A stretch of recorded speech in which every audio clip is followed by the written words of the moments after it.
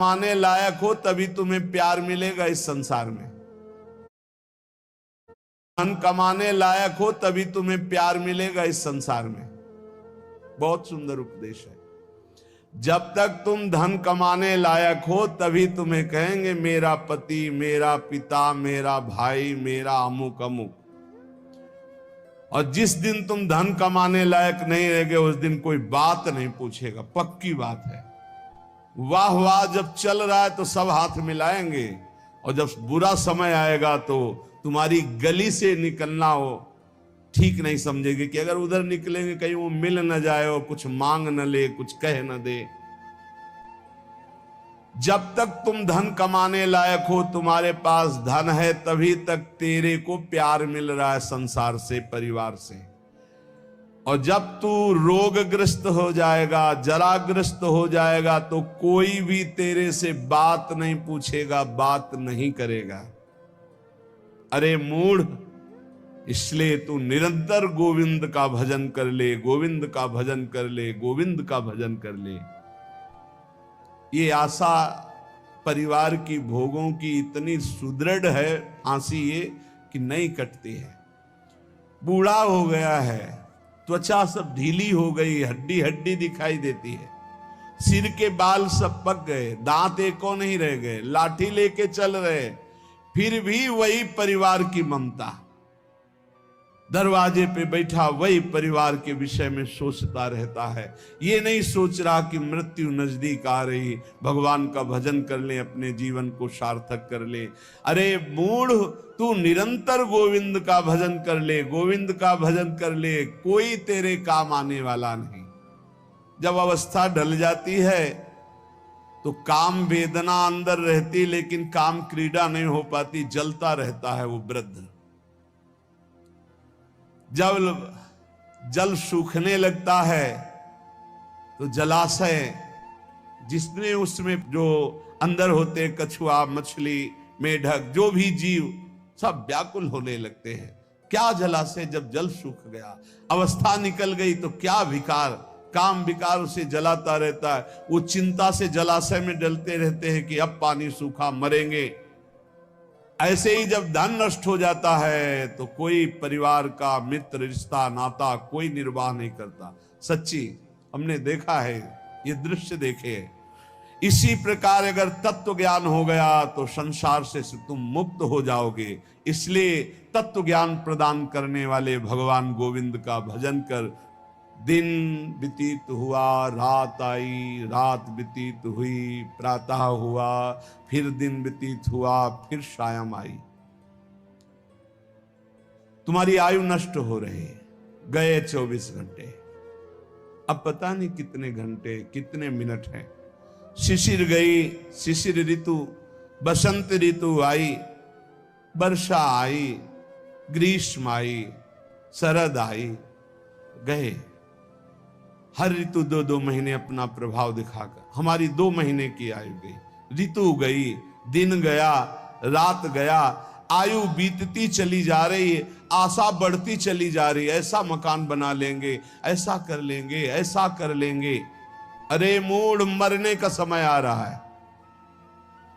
रोज दिन जा रहा है, रात्रि जा रही, सायं व्यतीत हो रहा, ऋतुएं निकलती चली जा रही हैं। तुम्हें आशा रूपी फांसी ने ऐसा बांध रखा है, इतना कमा लिया, अब इतना कमा लेंगे, इतना कर लिया, वैसा कर लेंगे। ये तुम्हें पता नहीं कि तुम्हें मरना है, तुम्हारी आयु नष्ट होती चली जा रही है। आशा रूपी इस फांसी को काट लो। कैसे?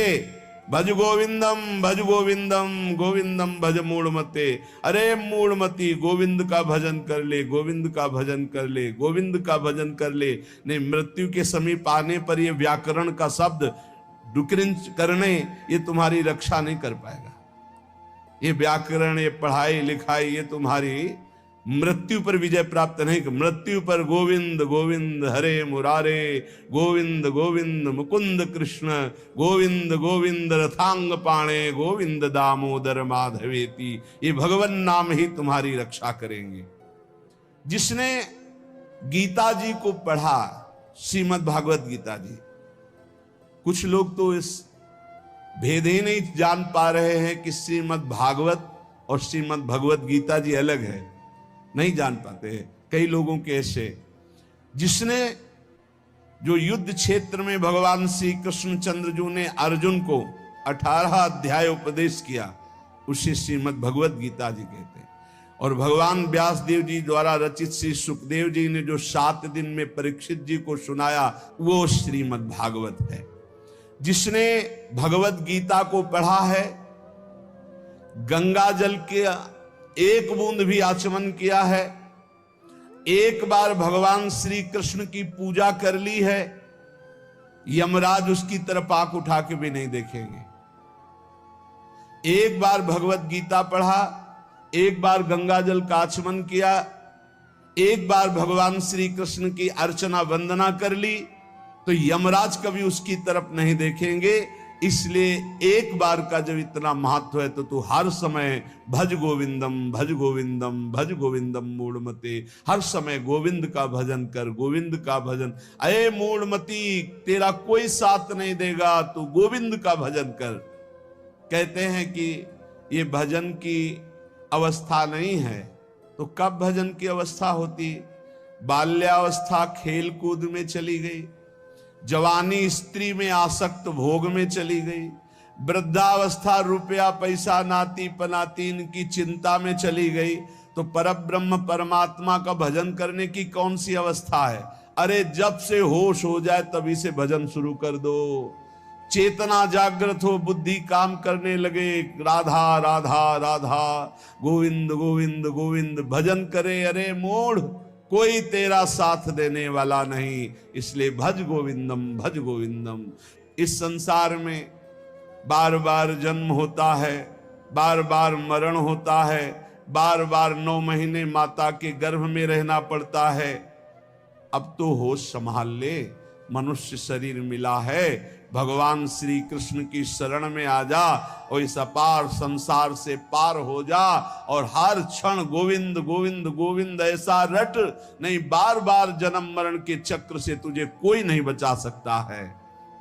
रात गई, दिन गए, पक्ष गया, कृष्ण पक्ष शुक्ल पक्ष, महीना गया, अयन उत्तरायण दक्षिणायन, वर्ष गए, कितने वर्ष गए, अब भी तुझे होश नहीं। तू यहां लोगों से राग द्वेष में फंसा है। अरे तेरी मृत्यु का समय आ रहा है, परम पद पहुंचने का उपाय कर। किसी से ईर्ष्या मत कर, मत्सरता मत कर, किसी की निंदा मत कर, किसी से द्वेष मत कर। अंतिम समय आने वाला है, इसलिए गोविंद गोविंद गोविंद ऐसा भजन कर ले। अरे मूढ़, तेरा कोई साथ देने वाला नहीं। माताओं बहनों की तरफ काम दृष्टि से देखकर अपनी क्यों दुर्गति करते हो? कुछ नहीं है। जहां तुम्हें आकर्षण लग रहा है, कुछ नहीं है। मोह विकार है तुम्हारा, अज्ञान का विकार है। बार बार मन में विचार करके उनके चरणों में वंदना करो, उनके प्रति काम भाव करके। गलत दृष्टि से मत देखो, मूढ़, तेरी दुर्गति हो जाएगी। इसके लिए तू गोविंद का भजन कर, गोविंद का भजन कर। माताओं बहनों पर काम दृष्टि करके दुर्गति का कारण मत बन। कष्टम, जरा विचार कर, तू कौन है? कभी बैठकर सोचा कि शरीर में रहते 15 वर्ष हो गए, 30 वर्ष हो गए, 50 वर्ष हो गए, तू शरीर नहीं तो है कौन? कभी सोचा? कष्टम, कौन है तू? और कोहम कुतः आयाता, मैं कौन हूं, कहां से आया हूं? कामे जननी कोमे ताता, असली में मेरा पिता कौन है, माता कौन है? ये तो बनावटी है, कुछ समय के लिए छूट जाएगा शरीर। ये शरीर संबंधी माता पिता है, लेकिन मैं कौन हूं? मैं कहां से आया हूं? मुझे कहां जाना है? मेरा असली कौन संबंधी है? कभी विचार किया? नहीं विचार किया, इसीलिए संसार में फंस गया। अब विचार कर, शुद्ध विचार के लिए गोविंद गोविंद गोविंद ऐसा नाम जप कर, तो तुझे समझ में आने लगेगा ये संसार असार है। उमा कहूं मैं अनुभव अपना, शत हरि भजन जगत सब सपना। चाहे एक श्लोक ही गीता जी का पढ़े, रोज गीता जी का एक श्लोक पढ़कर अर्थ सहित चिंतन करे। विष्णु शास्त्र नाम, गोपाल शास्त्र नाम, इनका नित्य पाठ करें, 1000 नाम हो जाते हैं। बहुत लाभ मिलता है, 35 मिनट में हो जाता है। बहुत आराम से गाइए तो 40 मिनट में हो जाएगा। रोज गोपाल शास्त्र नाम, विष्णु शास्त्र नाम का पाठ करो। रोज गीता जी के भले चाहे एक श्लोक ही पाठ करो। और कह रहे कि भगवान श्री हरि का नाम कीर्तन, उनका पूजन, उनका ध्यान करो और सदैव संत जनों का संग करो। नेयम सज्जन संगे चित्तम, चित्त संत जनों की वाणी में दे, असंतों की वाणी में ना दे। पर हमें लगता है संत जनों की वाणी में चित्त बहुत कोई भाग्यशाली देता है, नहीं तो प्रपंच की वाणी सुनने के लिए कान बहुत लालायित रहते। देयम दीन जनाय च वित्तम, यदि भगवान ने तुम्हें धन दिया है तो तुम उस धन का सदुपयोग करो। ऐसी जगह सेवा में लगाओ जो भगवान के अनुराग में चल रहे हैं, भगवान के भजन में लगे हुए हैं। गौ सेवा है, या ऐसे जो गरीब हैं, औषधि के लिए परेशान हैं, उनको औषधि का व्यवस्था कर दे। ऐसा धन का शोधन धन्य प्रथम गति जा। नेयम सज्जन संगे चित्तम, देयम दीन जनाय च वित्तम। धन की सार्थकता है दीन जनों की सेवा में, और खूब नाम जप करे। ये शरीर तुम्हें बहुत प्यारा लग रहा है ना, इस शरीर को बहुत लोग तुम्हारे प्यार कर रहे हैं ना, ये सब माया का नाटक है। जिस दिन तुम्हारा प्राण इस शरीर से निकल गए ना, तो जो बहुत प्यार करते थे वो नजदीक नहीं बैठना चाहेंगे। चाहे जितना प्यारा कोई रिश्ता नाता संबंध रखता हो, और मुर्दा घर में एक कमरे में हो, कह दे जाओ उसके पास बैठकर रात व्यतीत करो, तो कहेंगे डर लगेगा। प्राण निकलने पर कोई तेरा नहीं है, इसलिए जब तक प्राण है तो प्राणनाथ गोविंद का भजन कर ले। गोविंद गोविंद गोविंद। जो अपने ब्रह्मचर्य का नाश करता है तो पहले उसे सुख जैसा लगता है, बाद में वो भयानक रोगों से ग्रसित हो जाता है। सुखता क्रियते रामा भोग। बहुत सावधान। जितना आप अपने ब्रह्मचर्य को सुरक्षित रखेंगे उतने आप आत्म बलवान होंगे, उतने आप पवित्र बुद्धि वाले होंगे, उतने शरीर आपका स्वस्थ होगा, आपकी इंद्रियां तेजस्वी बलवान हो जाएंगी। भोगों की तरफ जाने के लिए नहीं, भगवान की तरफ जाने के लिए। और जो काम भोग को बड़ा सुख मान करके रमण करता है, पीछे शरीर जर्जर हो जाता है, बड़े भयानक रोगों से ग्रसित हो जाता है। भाई संसार में सब छूटना है, मरना है, तो सच्चिदानंद को प्राप्त कर लो। लेकिन इसी का उल्टा दुष्ट लोग सोचते हैं, जब मरना ही है तो खूब मनमानी करके मरेंगे। और विवेकी जन, संत जन जो साधु स्वभाव के, कि जब मरना ही है तो पापाचरण क्यों करना है, मुझे अच्छे आचरण करके उत्तम गति को प्राप्त करना है। इसलिए कोई भी पापाचरण मत करो। पापाचरण जन्म जन्मांतर में तुम्हें दुख ही प्रदान करेगा। हर समय गोविंद गोविंद गोविंद ऐसा भजन करो। तन ढकने के लिए यदि चिथड़े भी हो तो चलेगा, तन ढकने के लिए, शरीर पोषण के लिए ज्यादा चिंता मत करो, ये तन भी जलेगा, सड़ेगा, नष्ट होगा। इसलिए पापाचरण करके बहुत अच्छे कपड़े पहनने को मिले तो हमारे लिए नरकगामी स्थिति ही है। वर्तमान में भी पापाचरण के द्वारा शरीर को मत सजाओ, मोटी सोने की जंजीर, बढ़िया कपड़ा, कुछ नहीं।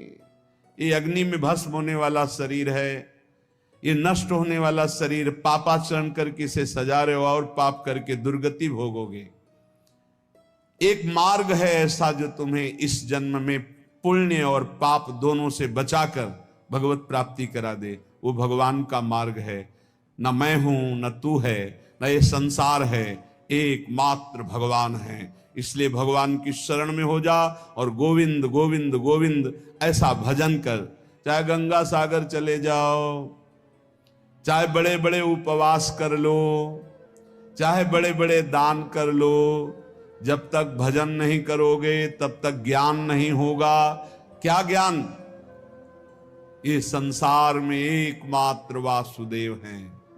बहु नाम जन्मनावंते ज्ञानवान माम प्रपद्यते वासुदेवा सर्वमित सा महात्मा सुदुर्लभा। एकमात्र भगवान सर्वत्र है, ये अनुभूति जब तक नहीं होगी तब तक संसार चक्र में तुम्हें बार बार आना पड़ेगा। तो ये ज्ञान कैसे होगा? बोले निरंतर नाम जप करने से। चाहे गंगा सागर दौड़ आओ, चाहे बड़े बड़े उपवास कर लो, चाहे खूब दान कर लो, जब तक भजन नहीं करोगे तब तक शुद्ध ज्ञान नहीं होगा। और शुद्ध ज्ञान हुए बिना सर्वान वस्तुतया निरीक्ष परम स्वाराध्य बुद्धिर्मम, आपको भगवत प्राप्ति नहीं होगी। इसीलिए कह रहे बार बार गोविंद का भजन कर, बार बार गोविंद का भजन कर। श्रीपाद प्रबोधानंद जी इसीलिए कह रहे अलम कश्यापि संगत्या तब आलम शास्त्र कर्म भी। जीव भगवान से विमुख होकर संसार को सत्य मानकर इंद्रियों के द्वारा भोगे जाने वाले विषयों में सुख बुद्धि करके, धन मान प्रतिष्ठा कीर्ति इनमें सुख बुद्धि करके वो भगवान से विमुख हो गया है। वो अज्ञान में ही अपने को सुखी मानता है। कोई बिरला ऐसा है जो अज्ञान का त्याग करके भगवान की शुद्ध भक्ति में अपने चित्त को जोड़ पाता है। श्रीपाद कह रहे हैं बिना वृंदावन की कृपा के, बिना वृंदावन के रसिकों का संग किए, बिना वृंदावन की रजरानी का सेवन किए प्रेम लक्षणा भक्ति जागृत नहीं होती। क्योंकि प्रेम समुद्र है वृंदावन, और हमारे अनंत जन्मों के ऐसे अपराध, इस जन्मों के ऐसे पाप हैं जो विशुद्ध प्रेम लक्षणा भक्ति में प्रवेश होने नहीं देंगे। तो इन महत पापों का नाश श्रीधाम वृंदावन का आश्रय वास ये नष्ट कर देता है, बड़े बड़े अपराधों को धूल धूसरित कर देता है। श्रीपाद कह रहे हैं संतु विधर्मा सतसः सद्धर्मायान्तु सर्वेस्तम यदि वृंदावन मंगी कुरुते मम का तदा चिंता। यदि श्री जी की कृपा से वृंदावन ने मुझे स्वीकार कर लिया, कैसे हम जाने कि हमें वृंदावन ने स्वीकार कर लिया? जब हमारे हृदय में एक आश्रय जागृत हो जाए कि हमसे साधन तो भले उस कोटि का नहीं बनता, पर वृंदावन धाम की कृपा है। वृंदावन की कृपा से वृंदावन के अतिशय लाडिले युगल सरकार हमको इसी जन्म में प्राप्त हो जाएंगे। वृंदावन हमारा प्राण है, जीवन है। भले हम अखंड वास नहीं कर पाते, पर वृंदावन ही हमारा सर्वस्व है। संत विधर्मा सतसः बहुत गूढ़ विषय है।